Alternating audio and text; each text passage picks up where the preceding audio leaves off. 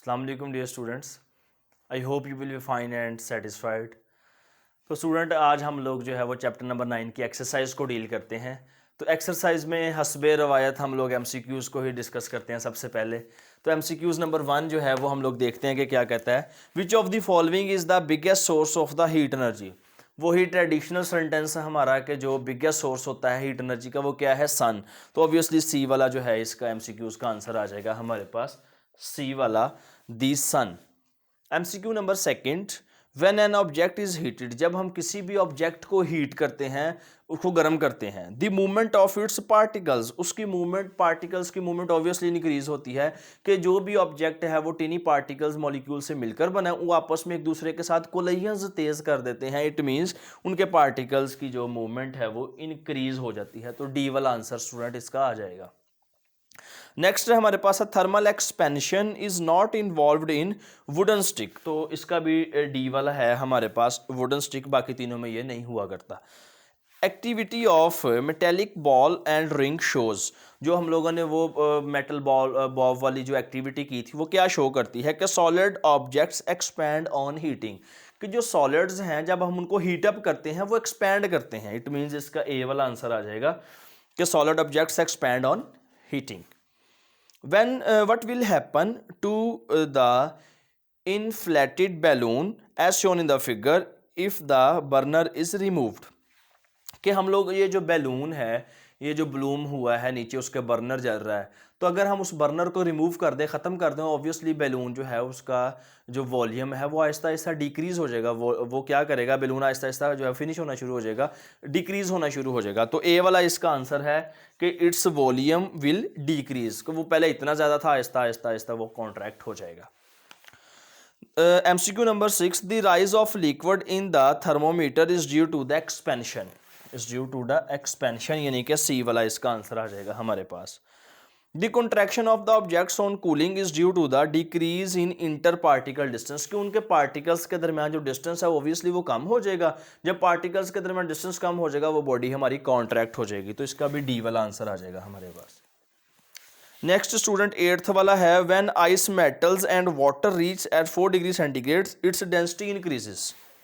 ये अंडरस्टूड बात है कि उसकी डेंसिटी जो है वो क्या हो जाएगा, उसकी डेंसिटी जो हमारे पास आ जाएगी वो इंक्रीज हो जाएगी।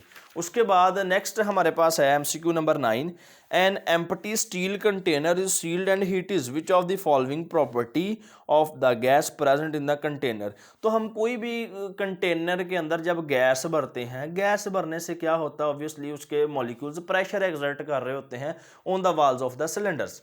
तो इसका अंडरस्टूड सा प्रीवियस वाले चैप्टर में भी हम लोगों ने डिस्कस किया था, प्रेशर आ जाएगा। MCQ नंबर 10 है, the instrument which uses the property of expansion and contraction of liquids is thermometer. तो इसका भी बी वाला हमारे पास आंसर आ जाएगा, थर्मोमीटर। नेक्स्ट स्टूडेंट हम लोग आते हैं 9.2 क्वेश्चन है हमारे पास, गिव शॉर्ट आंसर। तो इसमें पहले वाला है हमारे पास, right down the effects of heating and cooling on solids, के सॉलिड्स को जब हम हीट करते हैं या कूल करते हैं क्या इफेक्ट्स आते हैं हमारे पास। ये पेज नंबर 125 पे है इसका आंसर। पेज नंबर 125 आए तो ज़रा पेज नंबर 125 पे, पेज नंबर 125 पे जो आर्टिकल है हमारे पास 9.2.1 thermal expansion and contraction of solids, इसकी तीसरी लाइन के आखिर से देखें, थर्ड लाइन के लास्ट पे, when solids are heated the vibratory motion of their particles becomes fast and they begin to push each other further apart. This result into expansion of solids. Similarly, when solids are cooled, particles slow down and solids contracts. यहाँ तक third line से लेकर ये diagram से ऊपर ऊपर तक and solids contracts तक इसका जो आंसर है। व्हेन सॉलिड से लेकर थर्ड लाइन, व्हेन सॉलिड से लेकर ये पैराग्राफ यहाँ पे एंड हो रहा है डायग्राम से ऊपर ऊपर तक एंड सॉलिड्स कॉन्ट्रैक्ट्स तक इसका आंसर है। उसके बाद student, according to definite syllabus हमारा जो था ये 4th वाला क्वेश्चन है, why one end of the iron girders is placed on rollers in construction of bridges. तो मूवेबल एंड हम रखते हैं, वो क्यों ऐसा करते हैं, ये पेज नंबर 131 पे इसका आंसर है। पेज नंबर 131 पे देखते हैं जी, पेज नंबर 131 हमें क्या कहता है।